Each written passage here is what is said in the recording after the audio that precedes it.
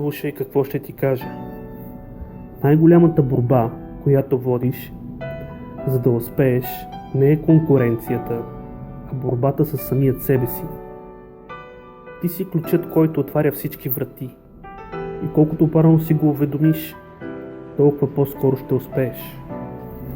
Страховете са ти най-големият враг. Колкото по-бързо се пребори с тях, толкова по-бързо успехът и целта ти ще са осъществими.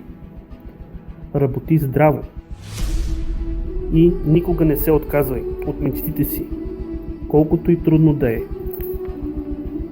Вярвай в успехът и успехът ще повярва в теб. Слушай се в съвети, но взимай решенията ти. Никога не обвинявай другите за грешките в живота си. Поеми отговорността за сега